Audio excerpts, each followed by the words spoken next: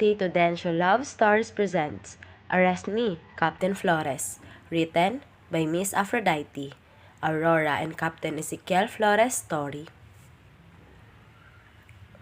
Nanliliit ang mga mata ni Aurora at pilit na tinatalasan ng paningin habang palihim na sinusundan ng isang alay sa palengke.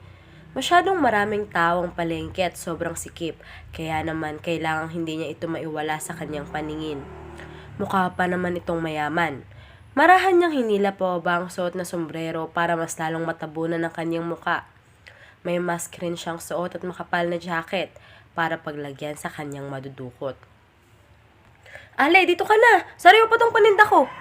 Ma'am, dito ma'am! Mura lang po itong bangus namin! Magkano sa kilo ng bangus? Rinig niyang tanong ng ale sa kanyang sinusundan. Huminto siya sa likod ng ale at kunwaring pumipili ng sangkap. Anong sayo, miss? Mabilis siyang umiling sa tanong ng tindera ng mga sangkap. 160 ang isang kilo. Rinig niyang sagot ng tindera ng bangus na bahagya siyang lumingon. Sige, bigyan mo ko ng 1 kilo. Saad ng ali at kinuha ang wallet nito sa dalang shoulder bag. Agad na pumirmi ang kanyang paningin sa makapal na wallet. Palihim siyang napangisi sa ilalim ng kanyang suot na mask. Kung sinuswerte nga naman siya, mukhang maraming pera. Nakita niyang pagbalik nito sa bag. Kita niyang hindi nito na isara ng maayos. Agad siyang naglakad sa likod nito at mabilis na sinukmit ang wallet nang hindi nito napapansin. Mabilis siyang naglakad paalis habang nasa bulsa ng suot niyang jacket ang kanyang kamay habang hawak-hawak ang wallet. Lumiko siya sa papunta sa madilim na parte ng eskinita at doon, tiningnan ang laman ng pitaka. Nagningning ang kanyang mga mata nang makita ang makakapal na blue bills. Wow, mukhang bagong sweldo si auntie. Natatawang saad niya. Malas niya lang. Sumapaw siya sa paningin ko eh. Dagdag niya pang saad. Agad niyang kinuha ang mahigit 10,000 na pera at tumuloy sa paglabas ng madilim na eskinita. Tinanggal niya ang kanyang suot na mask at tinapon sa nadaanang basurahan kasabay ang wallet na naglalaman ng mga importanteng ID at ATM. Tinanggal niya ang kanyang sombrero at kinuha ang pamaypay. Tumataghoy-taghoy siyang naglakad habang mingisi sa labi. Nag-take out siya ng pagkain sa Jollibee bago dinala sa isang abandonadong bahay. Ate Ro! Agad siyang napangiti nang marinig ang isang boses ng batang babae. Malawak ang ngiti nitong sinalubong siya. Agad itong yumakap sa kanyang binti pagkalapit sa kanya. Yumuko siya at ginulo ang buhok nito. May dala akong pagkain. Hulaan mo kung ano. Nakangiting aniya. Agad na nagningning ang mga mata nito. Jollibee! Mahina siyang napahalakhak dahil sa hyper nitong sagot. Tama, aniya. Mabilis itong pumalakpak at nagtatatalon. Yehey! Makakakain na naman kami ng Jollibee! Natutuwa nitong saad. Natatawang hinawakan niyang maliit itong kamay at dinala papasok sa lumang bahay na kulang na lang ay bumagsak na sa sobrang luma. Inaanay na rin ang mga haligi nito. Minsan, hindi niya maiwasang mag-alala dahil baka bigla na lang bumigay itong lumang bahay at baka may mangyari pang masama sa kanila. Mama! Kuya! Andito si Ate Ro! Masayang sigaw ni Andrea. Nakita niyang parehong paglingon ng dalawa. Kasalukuyang sinusubuan ng batang lalaki ang matandang babaeng nakahiga. Putlang-putla na ito na animoy naubusan na ng dugo sa katawan at wala na rin itong buhok. Sumikip ang kanyang dibdib habang tinitignan ang matandang babaeng may tipid ng ngiti sa labi. May dala po akong pagkain, Auntie Beth. May ulam na gulay akong binili at kanin para sa'yo. Habang Jollibee naman yun sa dalawa. Request po nila eh. Nakangiting saad niya. Marahang tumango ang matanda. Salamat, Aurora. Nahihirapang sagot nito. Lumunok si Aurora dahil parang may nakabara sa kanyang lalamunan. Ano ka ba, Auntie Beth? Ayos lang po. Hindi naman na kayo naiiba eh. Sagot niya. Ano pala yung kinakain mo, Auntie? Tanong niya. Lugaw. Tumango siya. Gusto niyo pa po bang kumain? Ako muna magsusubo sa'yo. Mahina itong umiling. Hindi na. Busog na ako. Tumango ulit siya at tiningnan ng dalawang batang maganang kumakain ng kanyang mga dala. Ate, ang sarap po nito. Ano pong tawag dito? Inosente ang matang tanong ni Andrea sa kanya. Tumayo siya at nilapitan ito at tumabi ng upo. Ang tawag dyan, McFloat. Masarap ba? Mabilis itong tumango. Opo, sarap po. Agad siyang napangiti dahil sa sagot nito. Tiningnan niya si Roan at nginitian ito nang magtama ang kanilang tingin. Mabilis itong gumanti sa kanya ng ngiti. Hinaplos niya ang buhok ni Andrea habang pinapanood itong kumain. Pagkatapos ng mga itong kumain, ay agad rin nilang iniligpit ang kanilang pinagkainan. Nang sumapit ang bandang 4:00 ay nagpaalam na rin siya sa 3 na uuwi na. Mag-ingat ka, Aurora. Tumango siya sa sinabi ng matanda. Hinatid siya ng 2 bata sa bukana ng lumang bahay. Babay po, Ate Ro. Balik ka po dito bukas, ha? Tumango siya sa 2 bata at isa-isang hinalikan ng kanilang noo. Oo naman, babalik si Ate Ro ninyo bukas. Huling sagot niya bago tuloy ang umalis. Pagkarating niya sa bahay ay isang malakas na sampal ang sumalubong sa kanya. Muntik pa siyang matumba dahil sa hilo. Ikaw na bata ka? Uuwi ka lang talaga dito para ano? Para kumain? Ang kapal naman ng mukha mo na hindi mo nga ginawang pinag-uutos ko sa'yo. Galit na sigaw ng kanyang tiyahin sa kanyang mukha at dinuro-duro pa siya. Huminga siya ng malalim at walang ganang tiningnan ng tiyahin sa mata. Tapos na po, tiya. Nasa likod ng bahay ko sinampay. Kalmadong sagot niya na ikinahinto nito sa pagtatalak. Mukhang nawalan na ito ng sasabihin. Tss, hindi naman kasi muna magtanong. Kinuha niya ang 2,000 sa bulsa at binigay dito. Pera po, bayad ko sa upa at pagkain ko. Saad niya. Hinablot nito ang pera at tinaasan siya ng kilay. 2,000? Ha! Hindi to kasya! Kuryente at tubig pa! Bayad! Wala siyang nagawa kundi ang magdagdag ng 1,000. Siguro naman po, kasya na yan. Ilaw lang naman po ang gamit ko. Kung sa tubig, sa poso po ako nag-iigib ng panligo at panlaba ko. Saad niyan ay kinaismid nito. Sumasagot ka? Kung singilin kaya ka sa magpapalaki ko sa'yo, ha? Ang kapal talaga ng mukha mong babae ka. Mana ka sa ina mo. Malandi. Galit nitong singhal. Palihim siyang napairap. Pabalik-balik na lang mga sinasabi nito sa kanya tuwing galit. Hindi rin ito makamove on sa ginawa ng kanyang inang pangaagaw sa boyfriend nito. Pagpapahinga na po ako. Saad niya at agad itong nilampasan. Kaya ayaw niyang manatili sa bahay dahil sa ugali ng kanyang tiyahin. Palagi siyang sinasaktan nito ng pisikal kapag nagagalit. Lalo na kung hindi niya ito bibigyan ng pera. 40 na ang kanyang tiyahin at walang asawa. Na-trauma yata sa ginawang pagtataksil ng kanyang ina at ama. Wala rin itong trabaho at sugarol pa. Umaasa lang ito sa kanyang bayad sa sinasabi nitong upa at sa kuryente. Siya rin ang bumibili ng grocery at bigas nila. In short, hindi ito mabubuhay kung wala siya dahil walang magbibigay ng pera dito. Agad siyang nakahinga ng maluwag na makapasok sa kanyang kwarto. Maliit lang ito at sakto lang talaga sa isang katao. Hinubad niya ang suot na jacket at tinapon sa kanyang higaan. Nagbihis na rin siya ng bagong damit. Pabagsak na humiga siya sa kanyang maliit na kama at pinikit ang mga mata. Ngunit hindi pa man tumatagal ay lumalagabog na ang kanyang pinto. Lumabas ka dyan, Aurora! Magsaing ka! Mahina siyang napasinghal sa inis. Pagod siya kakahanap ng mabibiktima. Tapos siya pa rin ang uutusan pag uwi sa bahay. Wala siyang nagawa kundi ang tumayo. Kilala niya ang kanyang tiyahin. Hindi ito hihinto kakalampag sa kanyang pinto kung hindi siya lalabas. Mabuti naman at nakinig ka rin. Dahil kung hindi, sisirain ko yung pinto ng kwarto mo. Masungit itong saad at tinalikuran siya. Nagtungo siya sa kusina at magsasaing na sana nang makitang wala na silang bigas. Tamad na lumabas siya ng kusina. "Tiya, wala na tayong bigas." Saad niya sa tiyahing nakatutok ang mata sa pinapanood sa TV. Tinaasan siya nito ng kilay. "Problema ko ba yun? O edi bumalik ka?" Singhal nito. Malalim siyang napabuntong hininga. Kaunting-kaunti na lang talaga at lalayasan na niya itong tiyahin niya. Kaya mas gusto niyang umalis sa araw dahil hindi niya ito kasundo. Palagi siya nitong pinapagalitan.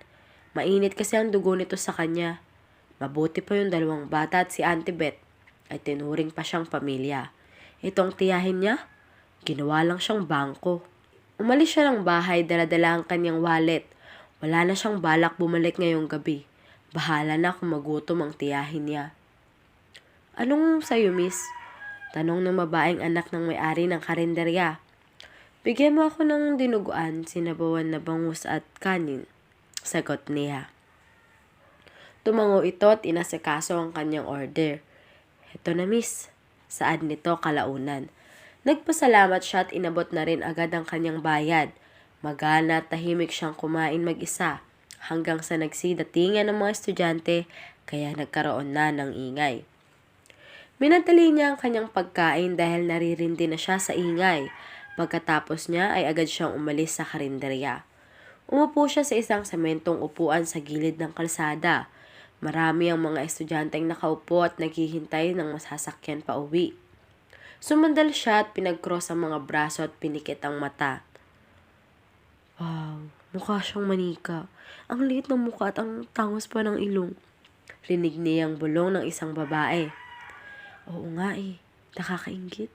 Kahit mukha siyang tumboy sa pananamit, ganda pa rin," sagot ng isa. Nagdilat siya ng tinga at tiningnan ng mga ito. Mabilis na lumihis ng tingin ang dalawa at nagkunwaring abala sa kakatingin sa paligid. Umangat ang sulok ng kanyang labi at bumalik sa pagkakapikit. Narinig niya kaya tayo? Mukhang oo. Nakakahiya.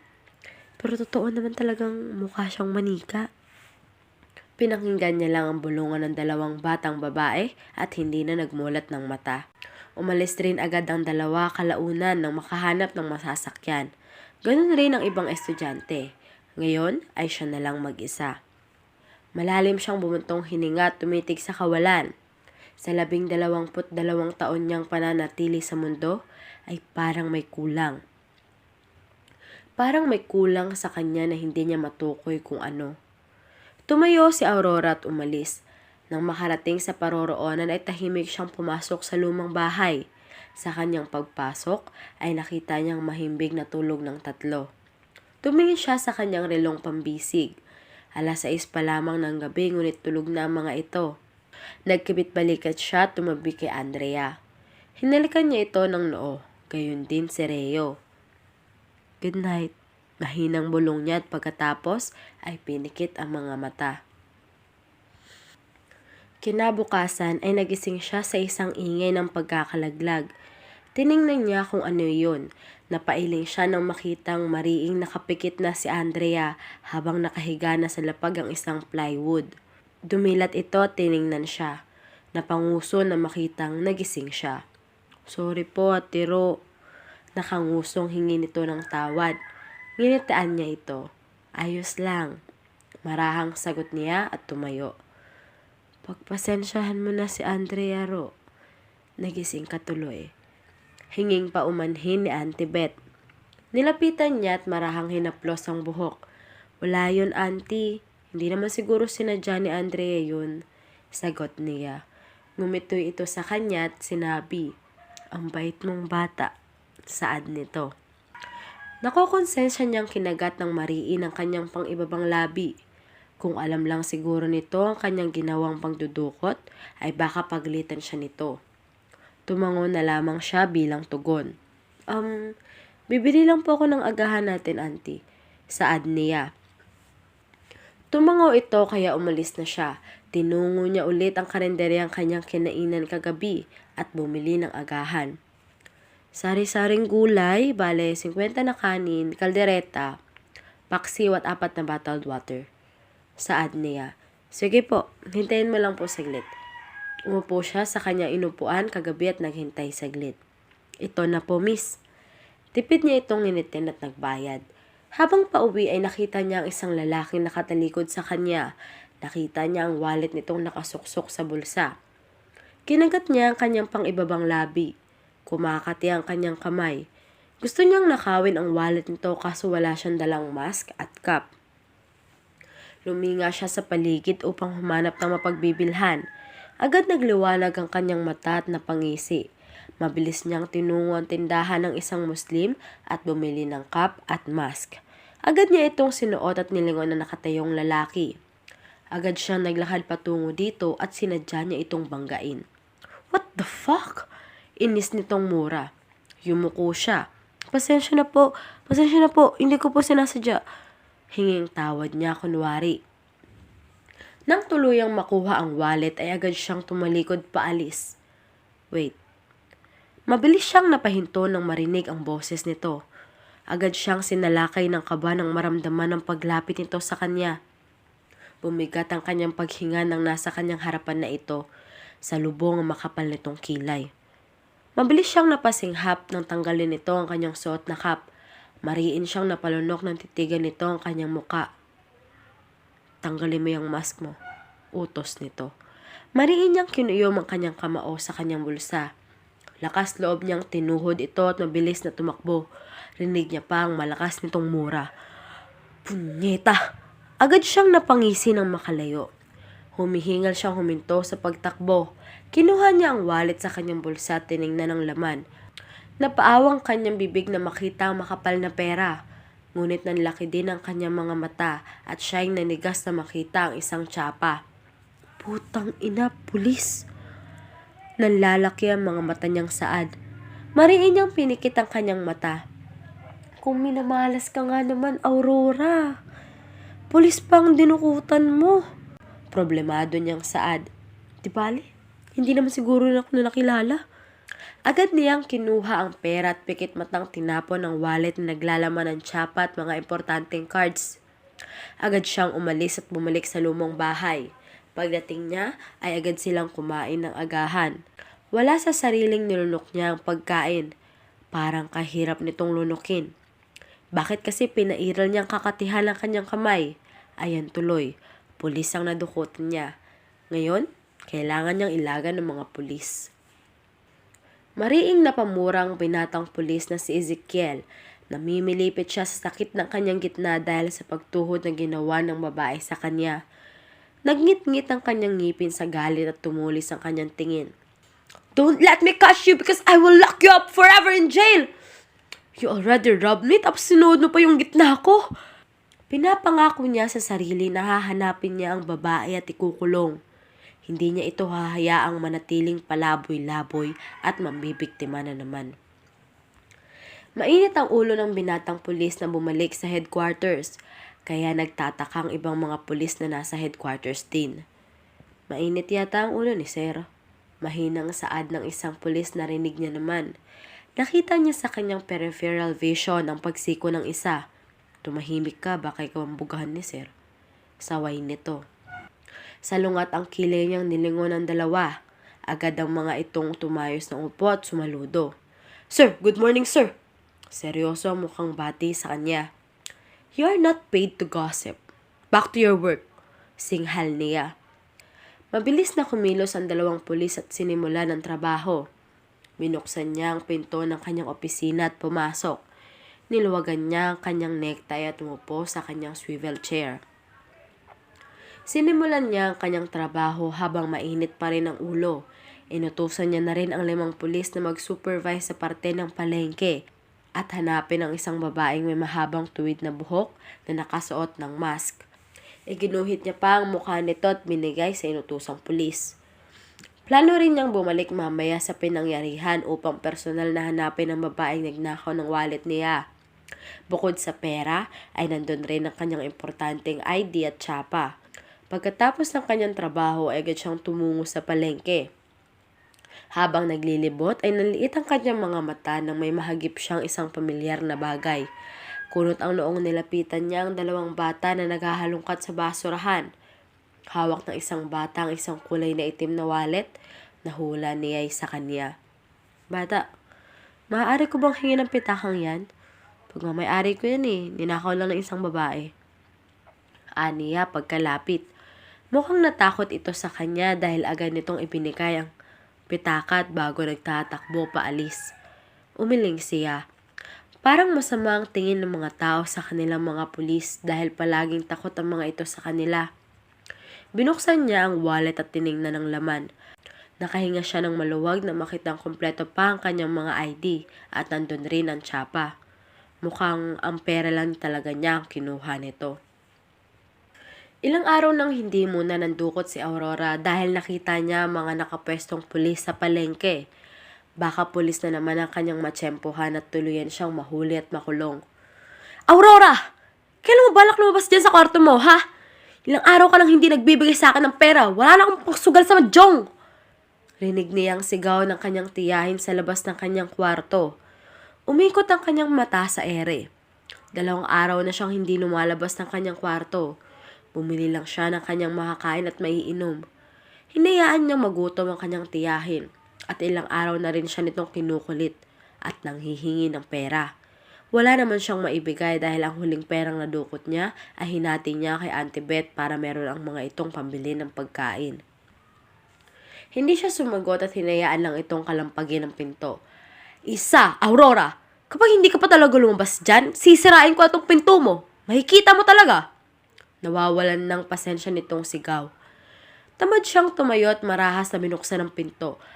Tiya, wala akong pera ngayon. May sakit ako kaya huwag niyo akong guluhin.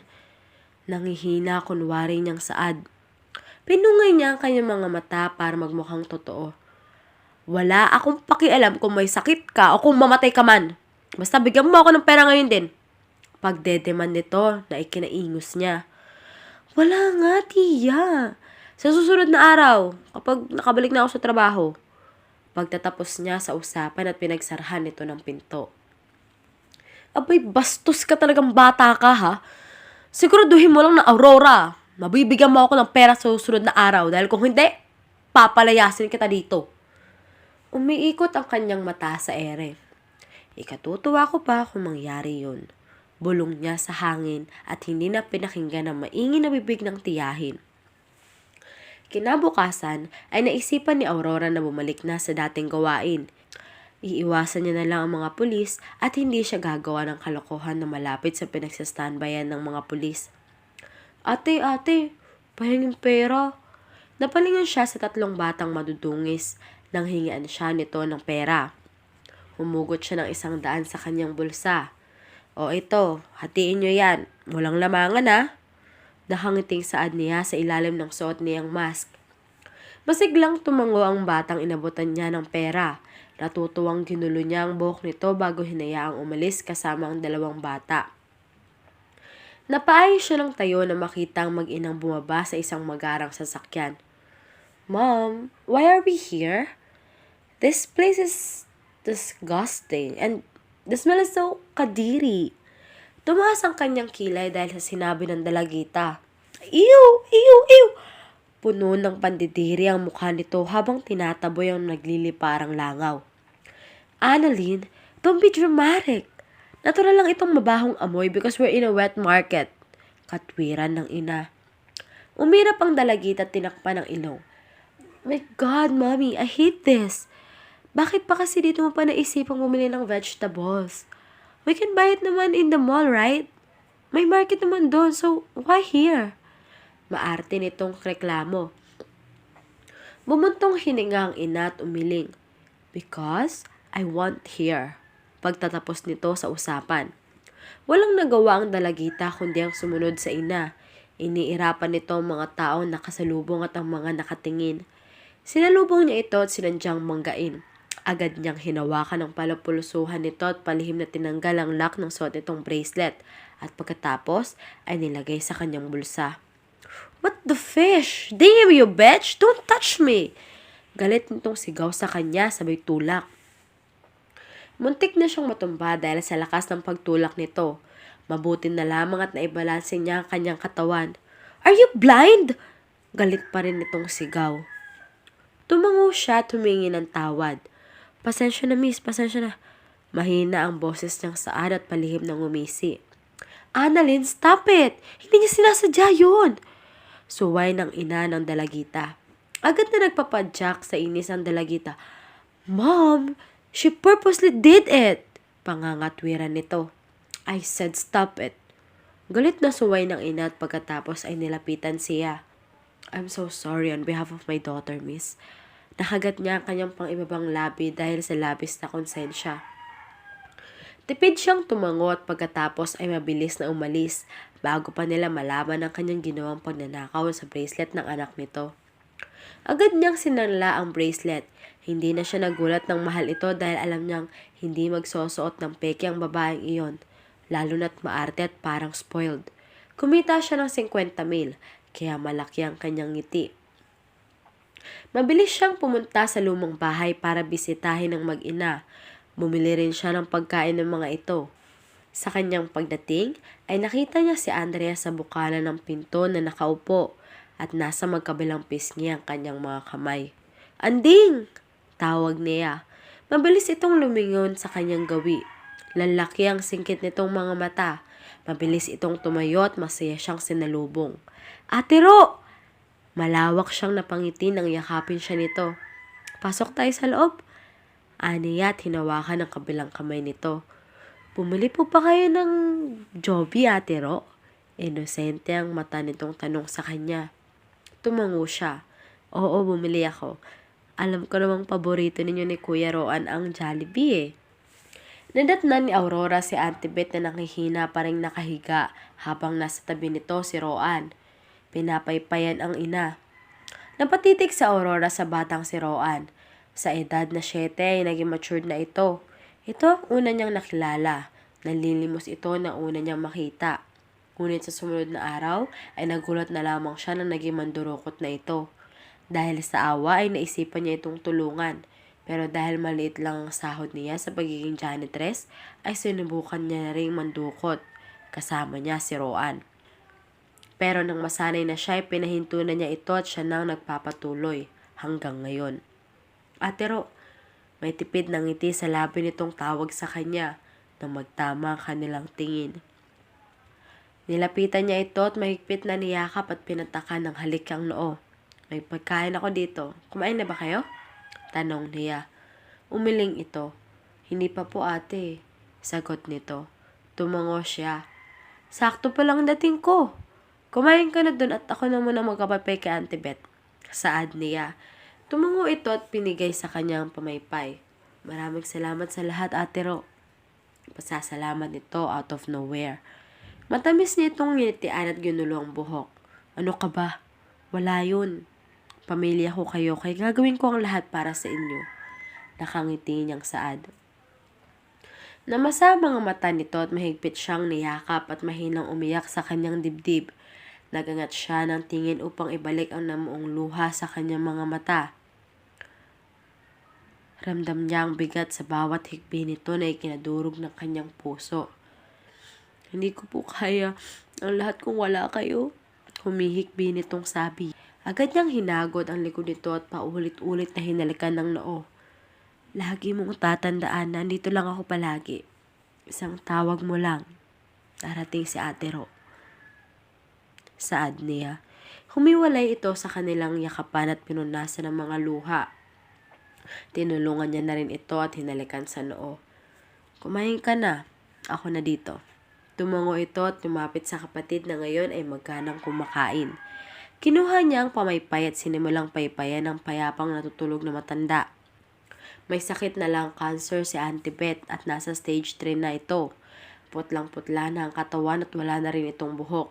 Hindi na rin stable ang paghinga, ngunit pilit pa rin itong lumalaban para sa dalawang anak. Hindi niya pa daw kayang iwan ang dalawa dahil masyado pang bata. At gusto niya pa raw makita ang paglaki ng mga ito. Kaya nga kahit nakokonsensya na siya sa ginagawa niyang pandurukot, ay nilulunok niya na lang lahat. Alang-alang dito, gusto niya itong gumaling kaya nag-iipon siya ng pera para pang chemotherapy nito. Gusto niya itong tulungan na mabuhay. Huwag kasi dyan, nakikiliti ako. Parang amoy lang eh. Nangunot ang noo ni Aurora nang marinig ang mahinang hagikik ng tiyahin sa loob ng bahay. Kasunod ang boses ng isang lalaki. Nagtataka siyang pumasok sa loob, ngunit agad ring napahinto sa hamba ng pinto at napaangat ang kilay na makita ang tiyahin na nakikipaglandian sa isang hindi pamilyar na lalaki. Malakas siyang tumikhim para kunin ang atensyon ng dalawa. Agad itong napahinto at lumingon sa kanya. Tinaasan siya ng kilay ng tiyahin. Oh, andito na palang magaling kong pamangkin. Saad nito at umismid. Nakita niya ang pagsunod ng tingin ng lalaki sa kanya nang tuluyan siyang makapasok. Hindi mo sinabing may maganda ka palang pamangkin, Luz. Umangat ang kanyang kilay nang makitang malaswang tingin nito sa kanya. Umismid ang kanyang tiyahin sa sinabi ng lalaki. Tumigil ka nga, Eddie. Ano maganda? Ang pangit-pangit niyan. Manang-mana yan sa malandi niyang ina. Asik nito. Umikot ang kanyang mata sa ere at pagkatapos ay pumasok sa kanyang kwarto. Binaliwala niya na lamang malaswang tingin ng lalaki sa kanyang katawan. Nagpalit siya ng damit at nagpahinga saglit bago naisipang lumabas. Sa kanyang paglabas ay nakita niya ang lalaking prenteng nanonood ng TV. Mukha itong may-ari ng bahay dahil nakaangat pa ang paa nito. Hindi niya mapigilang samaan ito ng tingin nang magawi sa kanyang tingin. Umisi ito at pinasadahan siya ng tingin. Nagtagal ang tingin niya sa kanyang naka-expose na hita. Nanindig ang kanyang balahibo nang makitang mariin itong pagtitigdoon at pagdila sa kanyang pang-ibabang labi. Ang kinis at ang puti ng hita mo ah. Parang nauulol nitong sabi. Umigting ang kanyang pangat, mariin niyang kinuyom ang kanyang kamay. Ano pang ginagawa mo dito? Matapang niyang tanong. Mas lalong lumawak ang ngisi nito sa labi. Dito na ako titira. Magsasama na kami ng tiya mo. Alam mo, wala sana akong planong tumira dito eh. Dahil ang plano ko lang, hututan ng perang matanda mong tiyahin. Pero nagbago ang isip ko nang makita ka. Wala naman sigurong masama kung makasama kitang tumira dito, hindi ba? Tumalim ang kanyang tingin sa lalaki. Ang kapal naman ng mukha mo. Hindi ka lang mukhang pera, no? Mukha ka pang adik sa itsura mo. Saway niya. Malakas itong tumawa. Ang tapang mo? Hanggang saan kaya yung tapang mo? Kapag nasa ilalim kita? At hinahalikan? Nakangisi nitong sabi. Bumaba ang tingin nito sa kanyang dibdib. Wala siyang suot na bra dahil sanay siyang hindi nagsusuot ng bra sa loob ng bahay. At akala niya rin ay nakaalis na ito. Ngayon, ay nagsisisi siya kung bakit nagpakampante siya. Ang lusog? Ano kayong pakiramdam na nilalamas yan? Gusto ko ring tikman. Nananabik nitong sabi. Inangat nito ang tingin. Bakit hindi natin simulan ngayon? Wala ang tiya, Luz mo. Tayong dalawa lang. Mabilis niyang hinablot ang isang babasaging maliit na vase at binato rito na makita ang pagtayo nito. Natamaan ito sa noo kaya mabilis itong napadaing. Nakita niya rin ang pag-agos ng dugo. Mabilis siyang tumakbo patungo sa pinto at akmang bubuksan ng higitin nito ang kanyang buhok. Bitawan mo ako! Pagpupumiglas niya.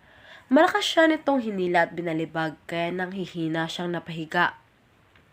Mabilis siya nitong kinaubabawan at malakas na pinunit ang kanyang damit na ikinasinghap niya. Pilit nitong hinalikan ang kanyang leeg na ikinalundag niya. Putang ina ka! Tulong! Nanghihina niyang sigaw at pilit na kumakawala sa mahigpit nitong pagkakahawak. Sinipa niya ang gitna nito gamit ang kanyang tuhod na kinasinghap nito sa sakit. Mabilis niya itong tinulak paalis. Agad siyang tumayo at tumakbo palabas. Madilim na ang paligid dahil gabi na. Nanginginig ang kanyang katawan at mabilis na pumatak ang kanyang luha sa mga mata. Takot siyang nagtutumakbo paalis. Parang nablangko ang utak niya dahil takbo lang siya ng takbo na hindi alam ang paroroonan. Pagkatapos ng duty ni Ezekiel sa presinto ay agad siyang nagmaneho pa uwi sa kanyang tinitirahang kondo. Pagod na pagod siya sa kaka-organize at supervise. Pero nagawa niya pa rin magmaneho. Sa kalagitnaan ng pagbabiyahe ay nadaanan niya ang isang tumatakbong babae. Tinignan niya ito sa side mirror ng sasakyan nang malagpasan nito. Nangunot ang kanyang noo nang makita ang gutay-gutay nitong damit at magulong buhok. Agad niyang kinabig pagilid ang sasakyan at lumabas.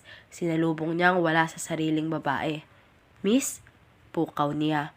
Mabilis itong napahinto at napaigtad. Mukhang hindi nito napansin ang kanyang paglapit. Takot itong lumingon sa kanya at umatras palayo. "Don't be scared. I won't do anything bad to you. I'm Police Captain Ezekiel Flores." Saad niya at pinakita ang kanyang identity. "Now, tell me what happened. You look so scared." Puno ng concern ang boses niyang tanong sa babae. Sunod-sunod na tumulo ang luha nito at nanginginig na bumuka ang labi. Ay, hindi nito natapos ang pagsasalita nang humagulgol ito ng iyak. Agad niya itong nilapitan at hinaplos sa likod. "Tell me, I'll help you." Puno ng luha nitong tiningala siya. "Muntik na akong gahasain." Puno ng takot nitong sumbong. Umigting ang kanyang pangat ng dilim ang kanyang paningin. He really hate rapes and attempted rapes as well as murder. "By who?" Kalmado niyang tanong kahit sa loob-loob niya ay gusto na niyang ikulong ng panghabang buhay ang lalaking nagtangka dito. "Ang ka-live-in partner ng tiyahin ko." Namamaos ang boses nitong sabi. Tumungo siya at pinasakay ito sa kanyang sasakyan. Bumalik siya sa presinto at nireport ang nangyari. Hiningaan niya rin ng paliwanag ang babae at pagkatapos ay nagpadala ng warrant of arrest sa bahay ng tiyahin nito. "You'll come with me in my condo tonight for protection." Aniya. Tahimik lang itong tumango. Huminto na ito sa pag-iyak dahil namamagana ang mata nito. "This is my guest room. You'll be staying here for tonight." Saad niya nang makarating sila sa kanyang kondo. "Now, rest. I know you're tired, but before that, here. Use my clothes to change. I'm sorry I don't have girl clothes here." Hingi niyang paumanhin pagkatapos ibigay ang kanyang t-shirt at boxer shorts. Tumango ito, tinanggap ang kanyang damit. "My room is next door. Just knock if you want something, okay?" Tumango ulit ito at mahinang boses na nagsalita. "Salamat." Pasasalamat ito at agad na nag-iwas ng tingin. Pansin niya na simula kanina ay ilag sa kanyang dalaga. Pinagkibit-balikat niya na lamang iyon. Baka natatakot lang ito na may masama siyang gawin. He bid his goodbye at lumabas na ng guest room at pumasok sa katabing kwarto, ang kwarto niya. Agad na nagpakawala ng malalim na buntong hininga si Aurora pagkalabas ni Ezekiel. Hindi niya lubos akalain na ang pulis na kanyang ninakawan ang tutulong sa kanya. Imbis na makaramdam ng kaligtasan dahil pulis ito, ay takot ang kanyang nararamdaman. Natatakot siya na malaman nito na siya ang nagnakaw ng wallet nito. Baka ipakulong siya at kapag nangyari yun, magkakasama sila ng lintik na edi na yun sa kulungan. Problemadong pumasok siya sa banyo at naligo. Ang haba. Mahinang saad niya habang nakatingin sa laylayan ng damit na kanyang suot. Hanggang tuhod niya ang haba nito kaya natatabunan ang suot niyang boxer short. Napapangiwi siyang naglakad patungo sa kama.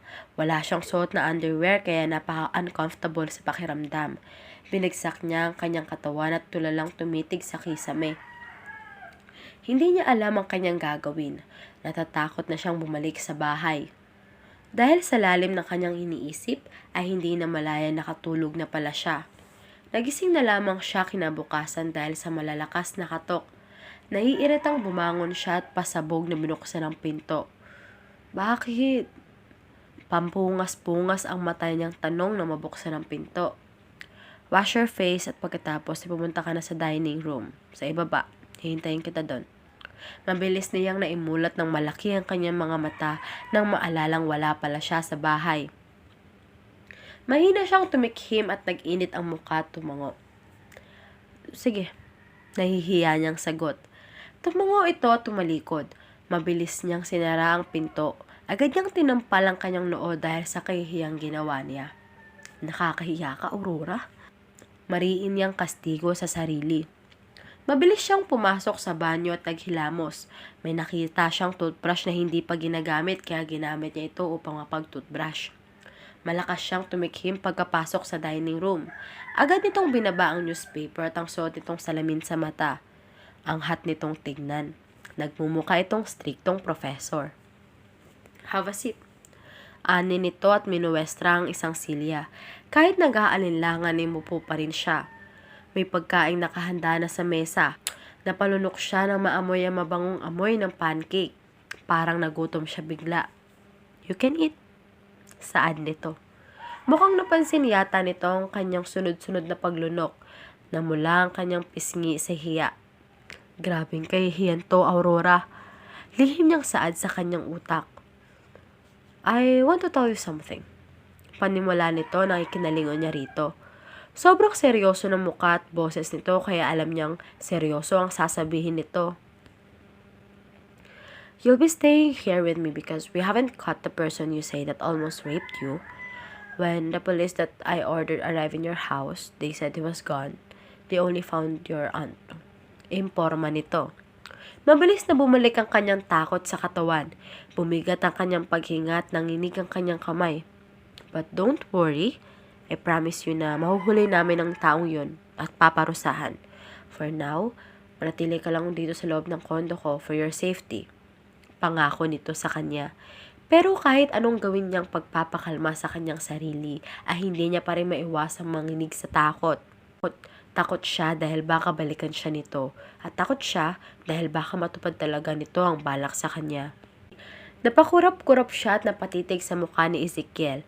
Hindi niya napansing nasa kanyang harapan na pala ito at magkapantay ang kanilang mukha. Sapo nito ang kanyang magkabilang pisngi habang puno ng pag-aalala ang mga mata. Breathe in. Breathe out. Saad nito at ginawa pa ang sinabi. Doon niya napansin na nahihirapan na pala siyang huminga. Sinunod niya ang ginawa nito habang naging pantay ang kanyang paghinga. That's good. You don't have to be worried and scared. Hindi ka niya malalapitan dito, okay? Tumango siya habang nakatitig sa mga mata nito. Pagkatapos niyang kumalma ay bumalik na ito sa inuupuan. Now, you may eat. Don't overthink too much. Tumango siya at nagsimula ng kumain. Pagkatapos nilang kumain ay nagpresenta siya na maghuhugas ng kanilang pinagkainan, habang ito naman ay nagpaalam na lalabas dahil meron lang daw itong kakausapin saglit. Pagkatapos niya maghugas ay bumalik siya sa guest room na kanyang tinulugan. Nakalimutan niyang wala pala siyang suot na bra, kaya siguro napansin niya ang pag-iwas din ito ng tingin sa kanya.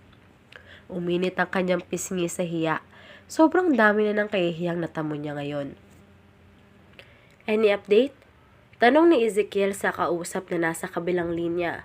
Sir, ang huling balitang nakalap namin ay may nakakita sa suspect sa bahay ng Binangkal. Nakipag-coordinate na kami sa mga kapulisan doon pati na sa mayor ng lungsod. Tumango-tango si Ezekiel.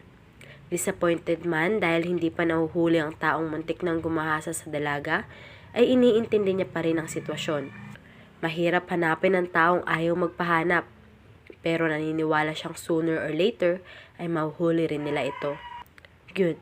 Update me if you have a lead again. Huling saad nito bago pinatay ang kanyang telepono. Bumalik siya sa loob ng kondo. Nakita niyang wala na sa kusina si Aurora, kaya naman pumaitaas siya tinungo ang guest room.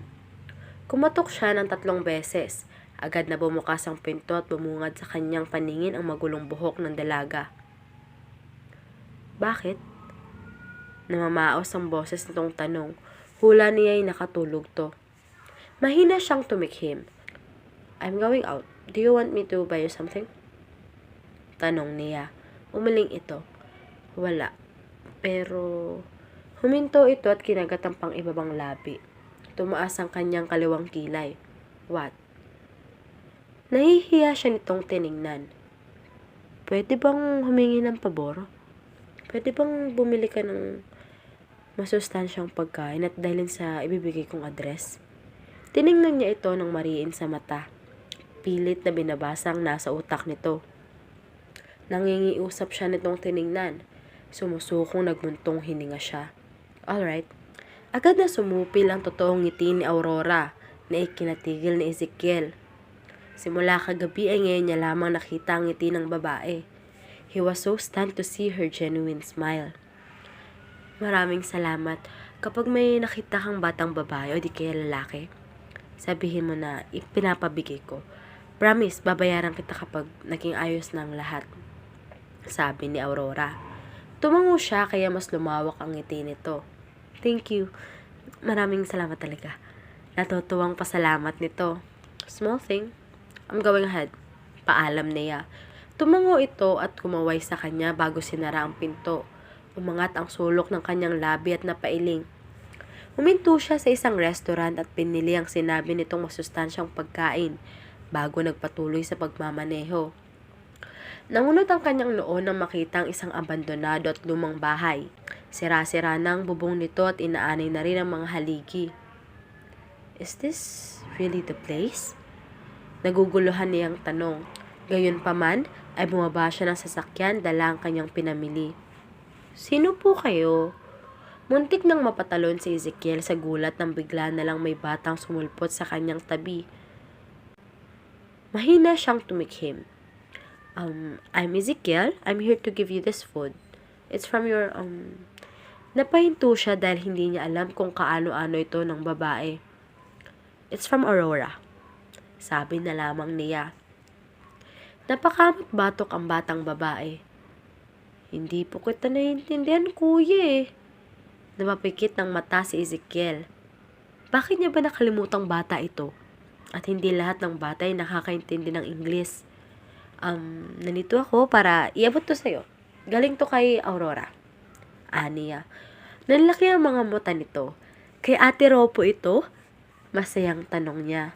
Nagdadalawang isip siyang tumango. Yeah, oo, sa Ate Ro mo yan galing. Masaya nitong tinanggap ang kanyang binigay. Maraming salamat po, kuya. Ano po ang pangalan mo? At bakit hindi mo po kasama si Ate Ro? Inosente nitong tanong. Ang Ate Ro mo kasi ay may ginagawa pa. Saad niya. Nakakaintindi itong tumango. Nagnanakaw pa po ba si Ate Ro kaya hindi mo kasama? Nangunot ang kanyang noo at nagsalubong ang kanyang kilay. Ano? Ano pa nagsasabi mo? Nagtatakang tanong niya. Ngumuso ito. Di ba po, yun po ang trabaho niyo ni Ate Ro?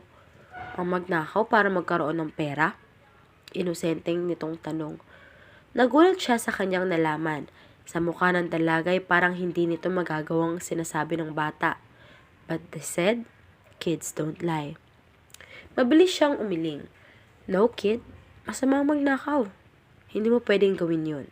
Pangaral niya. Masama po ba si Ate Ro kasi nagnanakaw siya? Tanong paulit nito. Hindi siya nakasagot. Hindi niya naman alam kung totoo ba ang sinasabi nito kaya hindi niya pwedeng husgahan agad ang babae. Bakit ba nagnanakaw ang Ate Ro mo? Tanong niya. Para po may paggamot ang mama ko. Sagot nito. Pinantayan niya ito. May sakit ang mama mo? Sunod-sunod itong tumango. Opo, narinig ko nga po na malubha na po ang sakit ni mama. Maaari daw po yun ikamatay na kapag hindi agad siya nagamot.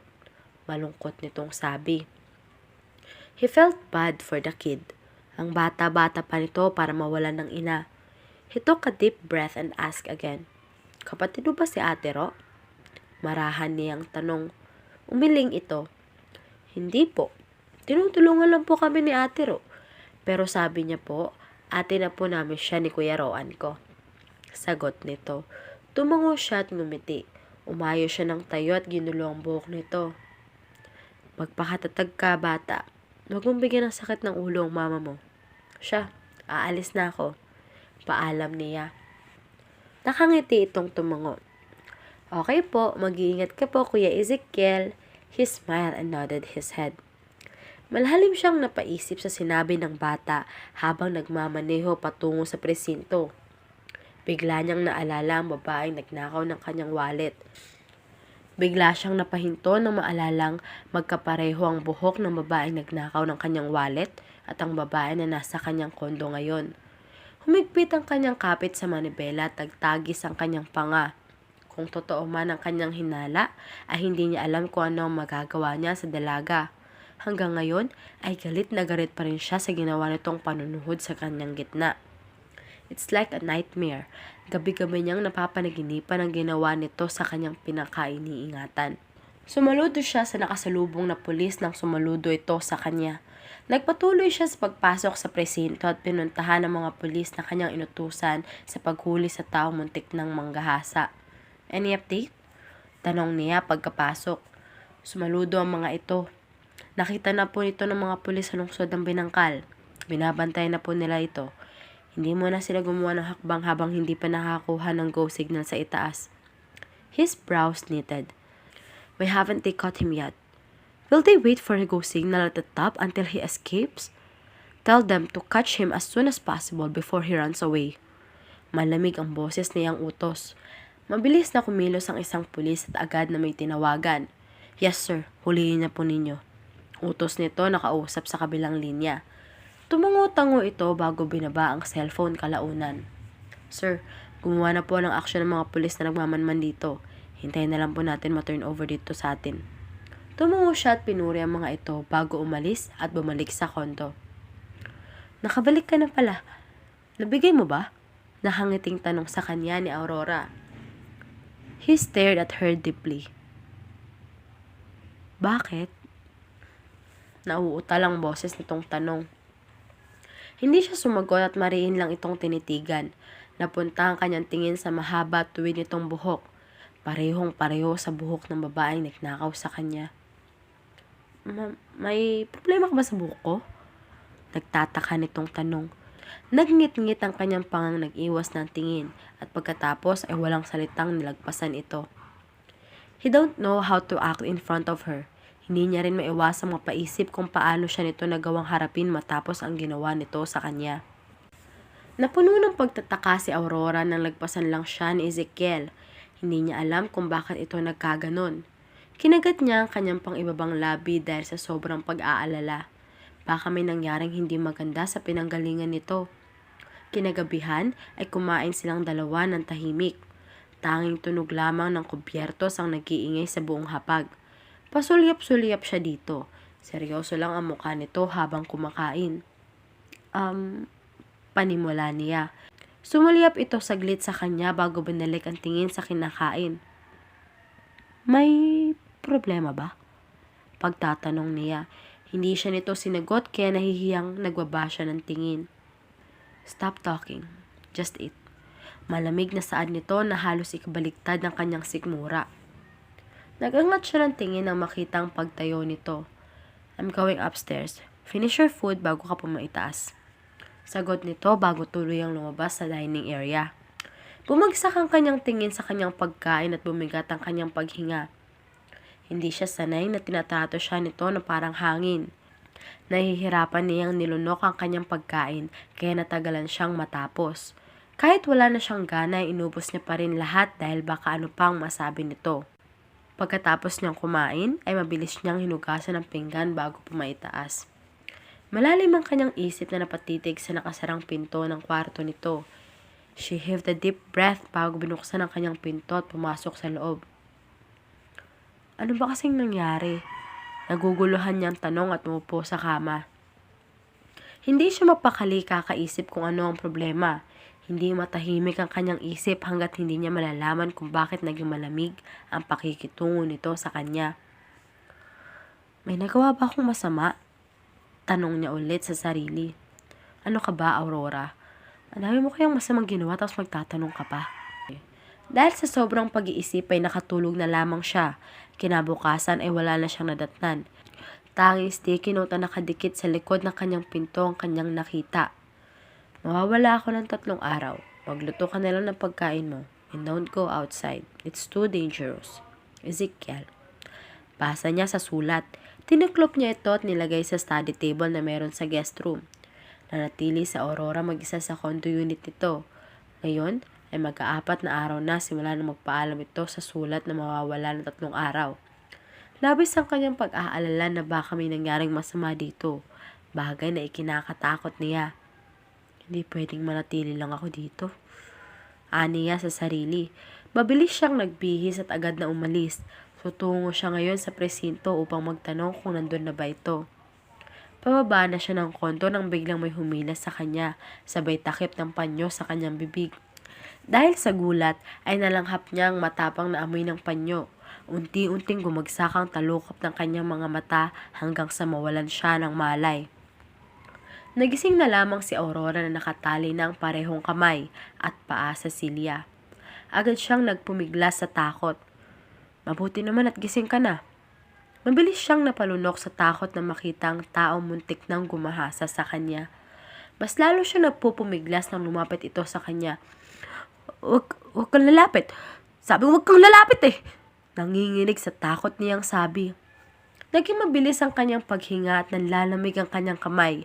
Kuminang ang mga mata nito sa tuwa dahil sa kanyang reaksyon. Malakas itong humalakhak. Tingnan mo nga naman. Ang tapang-tapang mo dati ah. Tapos ngayon, nanginginig ka na sa takot? Nanunuya nitong sabi habang may malawak na ngisi sa labi. Hinawakan siya nito ng mahigpit sa panga na ikinawang ng kanyang bibig. Nanlilisik ang mata nito at nawala ang ngising nakapaskil. Ang kaninang tuwa sa mga mata ay napalitan ng galit. Dahil sa'yo, pinaghahanap na ako ng mga pulis. Muntik na akong makulong. At kung makukulong man lang rin ako, mas mabuti pang tutulayan ko ng plano ko sa'yo. Puno ng panggigigil nitong sabi. Umiiyak na umiling si Aurora. Parang awa mo na. Wag. Umiiyak niyang pakiusap at sinasabayan ng pag-iling. Malakas na naman ulit itong tumawa na animoy nababaliw. Binitawan nito ang kanyang panga at pabalik-balik na naglakad.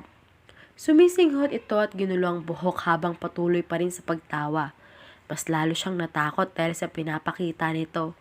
Alam niyang gumamit ito ng ipinagbabawal na gamot. Sa itsura pa nga lang nito ay ang lakas na ng tama.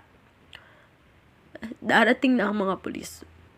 Huhulihin nila ako. Naiiyak nitong sabi at mas sinabunutan ng gusto ang buhok. Galit siya nitong nilingon na ikinanginig niya. Malaki ang hakbang ang ginawa nito at mabilis na sinabunutan ang kanyang buhok. Malakas siyang napadaing nang patingalain siya nito. Kasalanan mo to! Kung hindi ka nagsumbong, hindi ako hahanapin ng mga pulis. Hindi nila ako ikukulong. Puno ng galit nitong sigaw.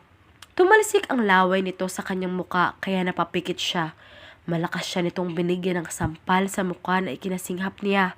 Gusto niyang hawakan ang kanyang pisngi pero hindi niya magagawa dahil nakatali ang kanyang mga kamay.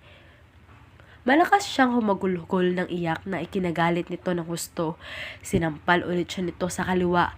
Halos mabingi siya dahil sa lakas ng sampal nito. Hula niya ay bumakat ang palad nito sa kanyang pisngi.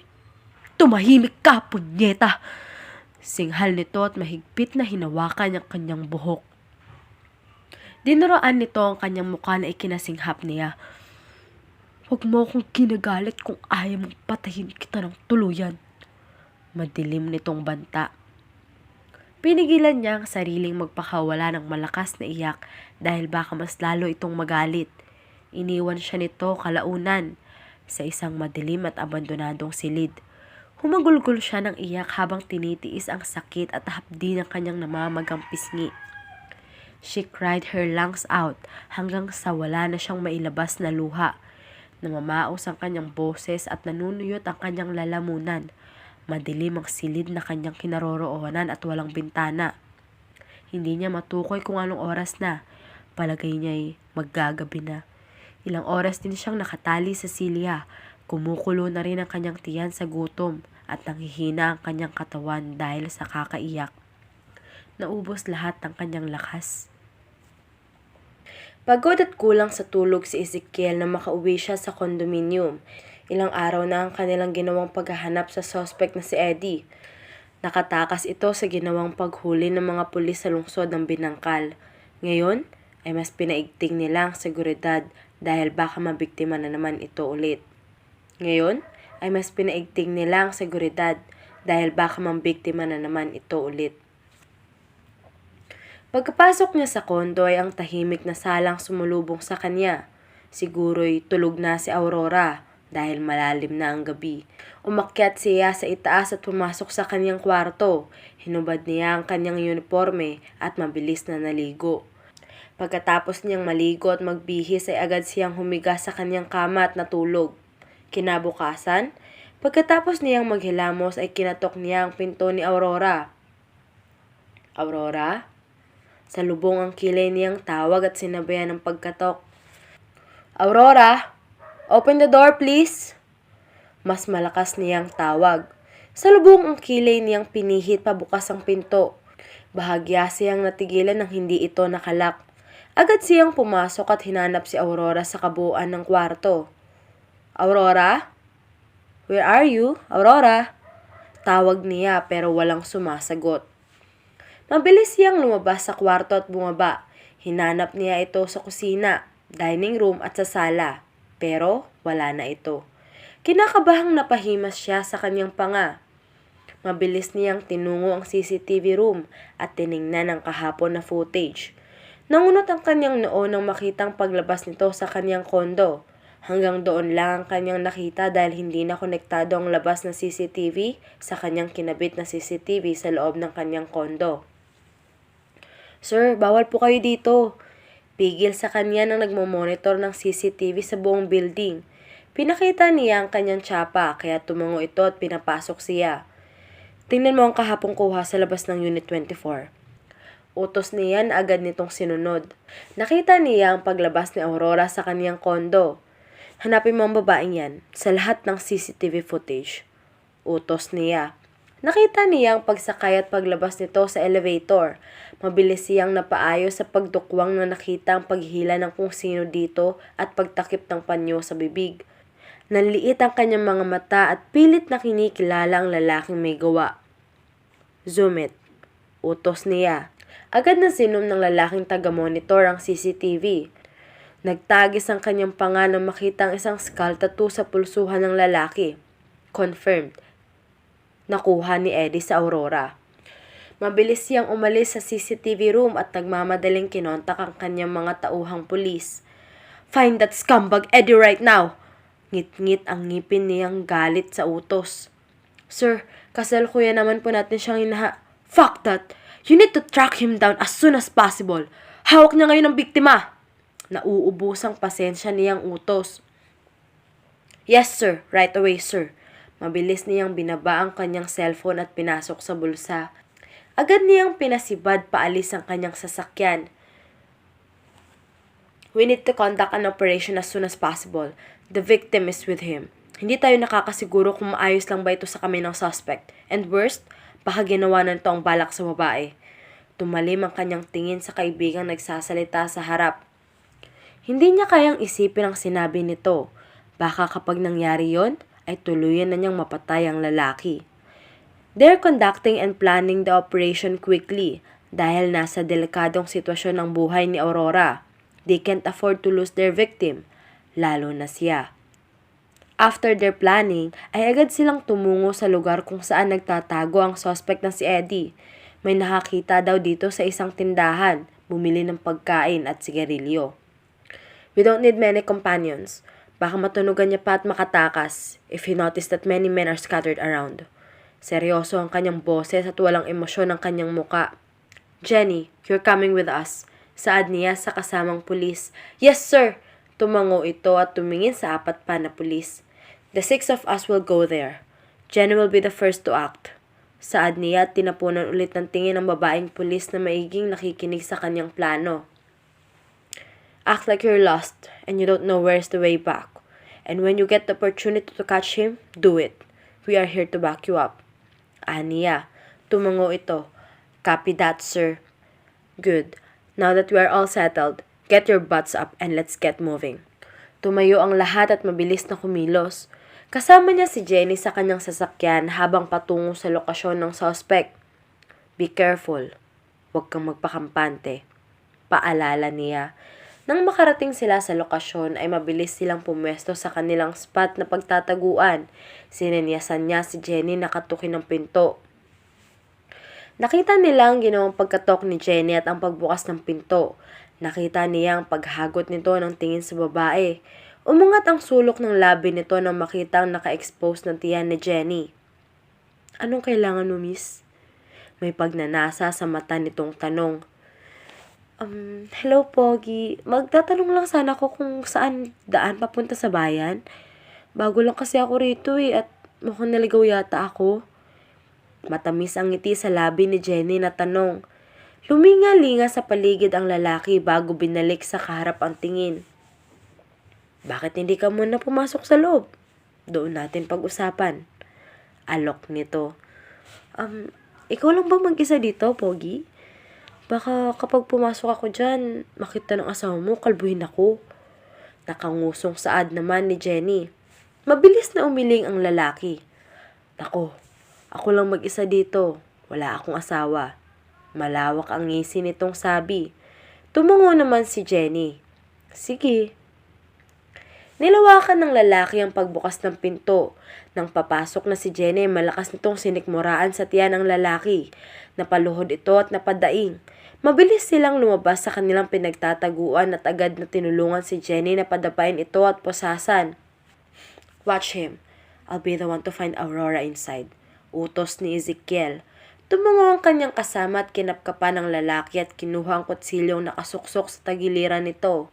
Mabilis siyang pumasok sa loob at hinanap si Aurora sa mga silid. Aurora? Aurora! Malakas niyang tawag habang binubuksan lahat ng kwarto.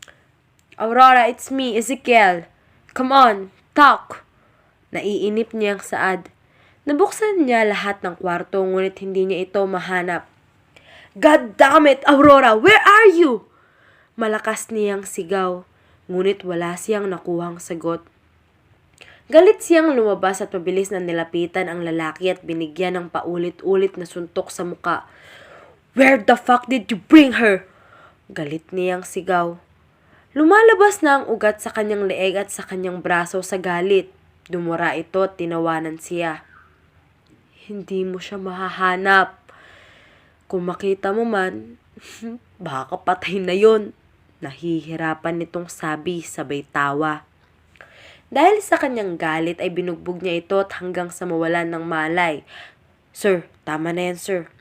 Pigil sa kanya ng kasamahang pulis. Guys, search the area. My God, for fuck's sake. Search the area. Utos ng kanyang kaibigan. Agad na kumilos ang mga kasama at pumasok sa loob. Bumigat ang kanyang paghinga at dumilim ang kanyang paningin habang mariing nakatitig sa walang malay na lalaki. Gustong-gusto na niya itong patayin. Kung hindi lang siya pulis at walang iniingatang pangalan ay kanina niya pa ito pinatay. Sir, we found her! Mabilis siyang napalingon nang marinig ang kinakabahang boses ng kasamang pulis. Agad niyang sinalubong ang tauhang karga-karga ang walang malay na si Aurora. Basang-basa ang dalaga.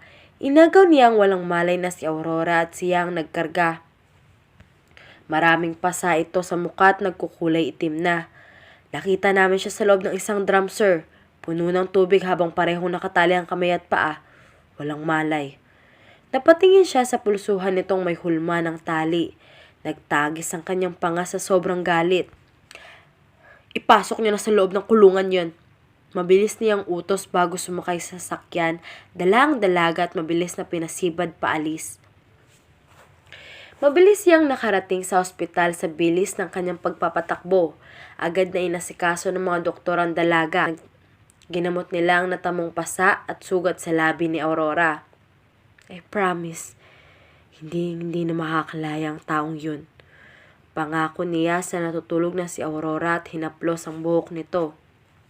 Nakatanggap siya ng tawag mula sa kanyang kaibigan at sinabing pumunta siya sa presinto. Pinatakan niya muna ng magaang halik ang noo nito bago umalis. Bago yon, pinili niya muna sa isang nurse ang dalaga. Sir, nandito po ang tiyahin ng dalaga at nagwawala. Gustong pakwalan natin ang lalaki. Umigting ang kanyang paa. Ano ba?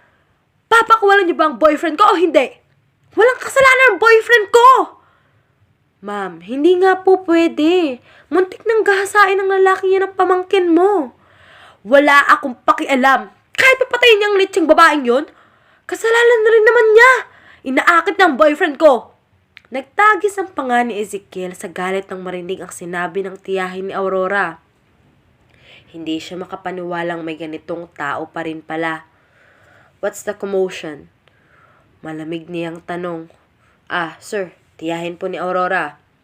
Sagot ng tauhang pulis. Lumingon sa kanyang matanda. Ikaw ba ang humuli sa boyfriend ko? Pakawalan mo yan. Pakawalan mo ang boyfriend ko dahil wala naman siyang kasalanan. Giit nitong tanggol. Hinilod niya ang kanyang panga. How sure are you, ma'am? And how could you say that? Pamangkin mo na ang muntik niyang gasain and you're okay with that? How evil. Malamig niyang saad. Tumawa ng malakas ang matanda. Wala naman akong paki sa babaeng yun. Tapos ko na siyang palakihin. Kaya wala na akong responsibilidad sa kanya. At mas lalong wala akong pakialam kung maghasa o mamatay man siya. Sana nga namatay na lang siya eh. Agad na napahinto ang matanda sa pagsasalita ng malakas niyang hampasin ng mesa. Nakita niya ang pagdaan ng takot sa mata nito at ang paglunok. Nagngit-ngit ang kanyang ngipin sa galit at nagtitilim ang kanyang mata. Say that again and you'll dead. Malamig niyang banta. Nilingon niya ang kasamahang pulis. Ikulong niyo yan. Utos niya na ikanasinghap ng matanda. Hindi! Hindi niyo ako pwedeng ikulong. Wala akong kasalanan. Malakas nitong sigaw at pilit na kumakawala sa pagkakahawak ng mga pulis. You want to be with that rapist, right? It's your chance now. Makakasama mo na siya. Huling saad niya bago umalis. Nagising si Aurora na nasa isang puting silid. Tiningnan niya ang kanyang pasa sa braso na may ointment nang nakalagay. Nakahinga siya ng maluwag na mapagtantong nasa hospital siya. Pero sinong nagdala sa kanya? Agad na sagot ang kanyang tanong nang bumukas ang pinto at bumungad ang taong hindi niyang inaasahang makita. You're awake. Saad nito at naglakad patungo sa kanya. Nakasunod lamang siya ng tingin dito. Are you hungry? May dala akong pagkain. Agad na kumulo ang kanyang tiyan nang marinig ang salitang pagkain. Isang araw rin siyang walang kain kaya gutom na siya. Tumungo siya at tipid ng umiti dito. Agad na inasikaso ni Ezekiel ang pagkain at pagkatapos ay sinubuan siya. Hihindi pa sana siya ngunit hindi ito nagpapigil. Busog na ako. Aniya. Umiling ito at iniumang ang kutsara sa kanyang bibig. Last. Pilit nito kaya wala siyang nagawa kundi tanggapin ang sinubo. Nanatili pa siya ng isang araw sa ospital bago umuwi sa kondo nito. Sabi kasi ni Ezekiel ay mas mabuting sa kondo muna siya nito titira kaysa magpalaboy-laboy siya sa daan. You ready? Tanong nito sa kanya. Malawak ang ngiti siyang tumango at sumakay sa sasakyan. Oo. Excited na akong makita ulit sila. Aniya. Pupunta sila ngayon sa lumang bahay kung nasaan sina Auntie Beth. Matagal na siyang hindi nakabisita dito at nag-aalala na siya na baka napaano na ito. Mabuti na lamang at sinabi ni Ezekiel na patuloy niyang dinadalhan ng pagkain at binisita ang mga ito. Nakahinga siya ng maluwag dahil doon. Nang makarating sila sa lumang bahay ay agad siyang bumaba ng sasakyan. Dala-dala niya ang malaking basket na naglalaman ng pagkain habang nakasunod naman sa kanya si Ezekiel na bitbit ang 4 na litrato ng Pepsi. Nahangiting tikhim niya upang kunin ang atensyon ng 3 taong malungkot ang muka.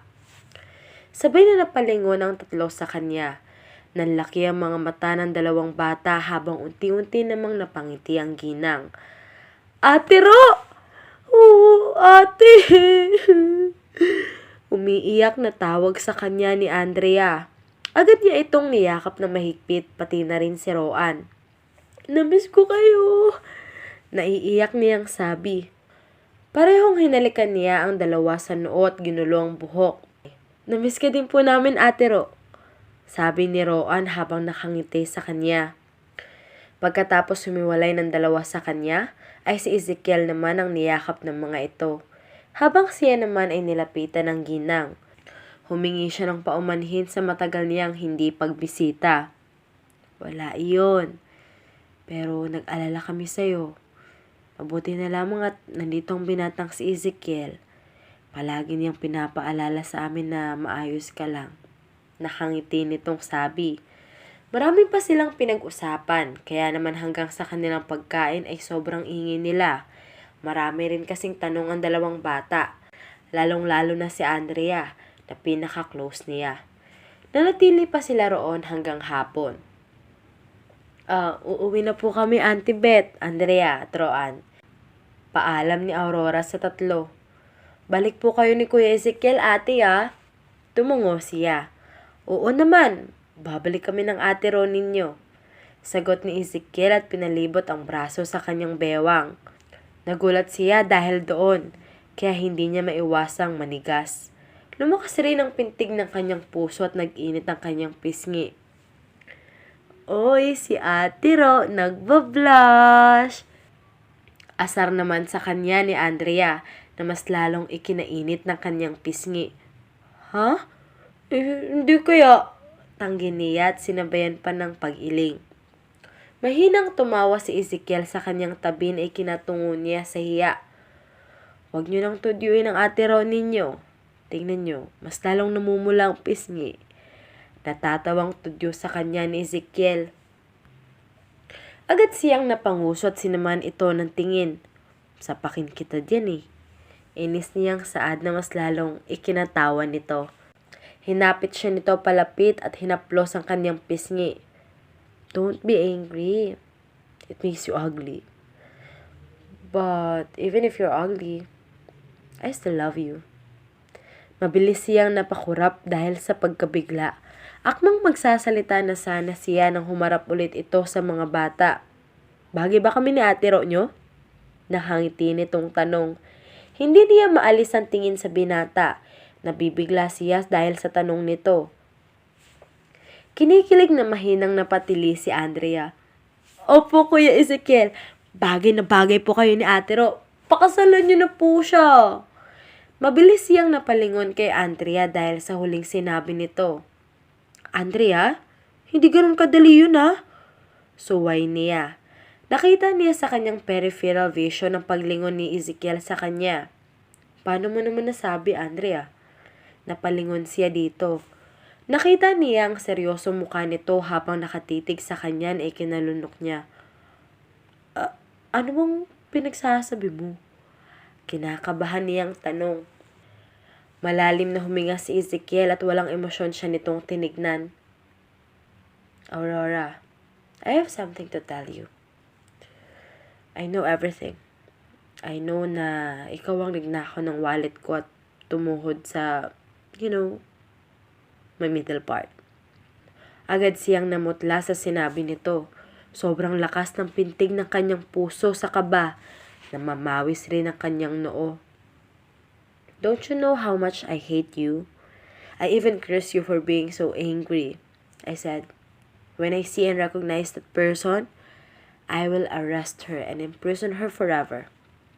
I will file a case against that person. Do you know what you can be charged with? Umawang kanyang labi at agad na nag-init ang sulok ng kanyang mata. Parang katapusan na niya ata. It's robbery. Sagot nito sa sariling tanong. That's why I'm filing a case against you now. And as a police captain of this city, it's my job to keep this city safe and peaceful. Aurora de Magibayebes, I am arresting you in a robbery case. You took not only others people's money and my money. He paused and looked deeply into her eyes. You stole my heart too. Therefore, as payment for your sin, I will keep you forever in my heart. Unti-unting umangat ang sulok ng labi nito. Agad siyang natawa at nabunutan ng tinik sa lalamunan. Akala niya, katapusan na niya. Pinunasan niya ang kanyang luha at seryoso itong sinagot. If that's the case, arrest me now, Police Captain Flores. Lumawak ang ngiti nito sa labi. Kinabig siya nito sa batok at mariing hinalikan sa labi. She smiled and kissed him back. Doon, nagtatapos ang ating kwento. Maraming salamat sa pakikinig. Hanggang sa muli. The end.